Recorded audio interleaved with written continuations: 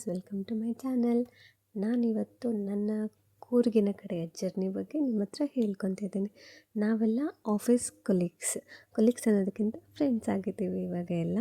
So ಎಲ್ಲರೂ ಸೇರಿ first time ಒಂದು ಟ್ರಿಪ್ ಪ್ಲ್ಯಾನ್ ಮಾಡಿದ್ವಿ. ಎಲ್ಲರೂ ಲೈಕ್ ಡಿಪಾರ್ಟ್ಮೆಂಟಲ್ಲಿ ಎಲ್ಲರೂ ಸೇರಿ, ಲೈಕ್ ನಮ್ಮದ್ರಲ್ಲಿ ಬೇರೆ ಬೇರೆ ಡಿಪಾರ್ಟ್ಮೆಂಟ್ ಇರುತ್ತೆ ಅಲ್ವಾ. ಸೊ ಎಲ್ಲ ಬೇರೆ ಬೇರೆ ಡಿಪಾರ್ಟ್ಮೆಂಟ್ ಅವರು ಜಾಯ್ನ್ ಆಗಿ ಟುಗೆದರ್ ಟ್ರಿಪ್ಗೆ ಹೋಗೋಣ ಅಂತೇಳಿ ಹೊರಟ್ವಿ. ಹಾಗೆ ಹೋಗ್ತಾ ದಾರಿಯಲ್ಲಿ ಸ್ವಲ್ಪ ಕಾಫಿ ಸ್ನ್ಯಾಕ್ಸ್ ಎಲ್ಲ ಮಾಡಿಕೊಂಡು ಎಲ್ಲ ತಿಂದ್ಕೊಂಡು ಹೋದ್ವಿ.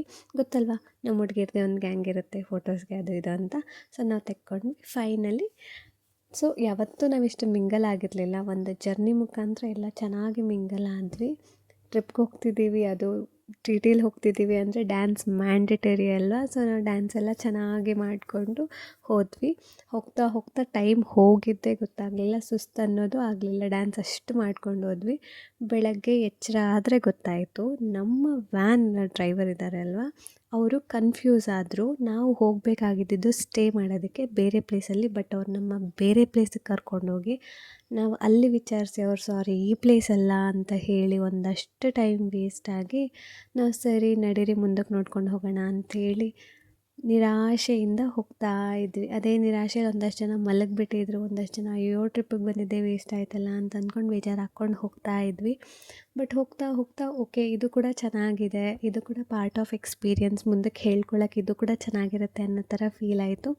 ಸೊ ಹೋಗಲಿ, let the journey begin, let go ಅಂತ ಹೇಳಿ ನಾವು ಅಲ್ಲೇ ಒಂದು ರೂಮ್ ತಗೊಂಡು, ಲೈಕ್ ಒಂದು 4-5 ರೂಮ್ಸ್ ತೊಗೊಂಡ್ವಿ.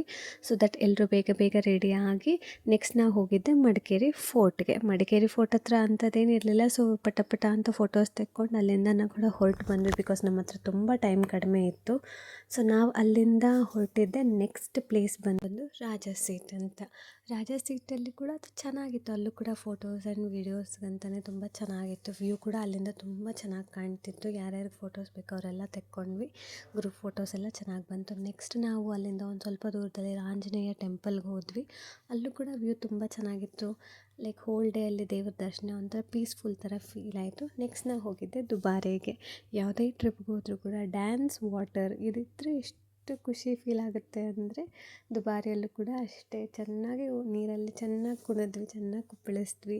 ನೆಕ್ಸ್ಟ್ ಹೊಟ್ಟೆ ಹಸಿವು ಹಾಗೆ ಆಗುತ್ತೆ ಅಲ್ವಾ.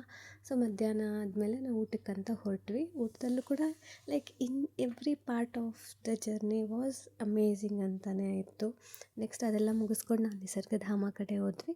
ನಿಸರ್ಗಧಾಮದಲ್ಲಿ ಕೂಡ ಅಷ್ಟೇ ಒಂದಷ್ಟು ಫೋಟೋಸು, ವೀಡಿಯೋಸು, ಮೆಮೊರೀಸ್ ಎಲ್ಲ ಕಲೆಕ್ಟ್ ಮಾಡಿಕೊಂಡು ಅಲ್ಲಿಂದ ಇನ್ನೇನು ಸಾಕು ಅಂಥೇಳಿ ಹೊರಟ್ವಿ.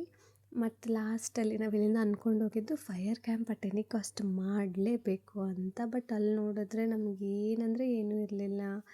ಆದರೂ ಕೂಡ ಪಾಪ ನಮ್ಮ ಜೊತೆ ಇದ್ದವರೆಲ್ಲ ಅಲ್ಲಿಂದ ಇಲ್ಲಿಂದ ಎಲ್ಲ ಹುಡ್ಕೊಂಬಂದು ಎಲ್ಲ ಮಾಡಿ ಹೆಂಗೋ ಔಟ್ಪುಟ್ ಚೆನ್ನಾಗೇ ಇತ್ತು. ನೆಕ್ಸ್ಟ್ ಬಂದಿದ್ದೀವಲ್ವ, ಸೊ ಸ್ವಲ್ಪ ಹೊತ್ತು ಚೆನ್ನಾಗಿ ಆಟಾಡ್ಕೊಂಡು ಹೋಗೋಣ ಅಂತೇಳಿ ನಾವು ದಮ್ ಶರತ್ತು ಮತ್ತು ಗೆಸ್ ದ ಟಚ್ ಅಂತೇಳಿ ಇಷ್ಟೊಂದು ಆಟಗಳೆಲ್ಲ ಆಟಾಡಿದ್ವಿ. ಬಟ್ ಅಲ್ಲಿ ಏನಂದರೆ ಕರೆಂಟ್ ಫೆಸಿಲಿಟಿ, ಲೈಟ್ ಅದೆಲ್ಲ ಏನೂ ಇರಲಿಲ್ಲ. ಕತ್ತಲಲ್ಲೂ ಕೂಡ ತುಂಬ ಎಂಜಾಯ್ ಮಾಡಿದ್ವಿ. ಫೈನಲಿ ಬಾಯ್ ಟ್ರಿಪ್.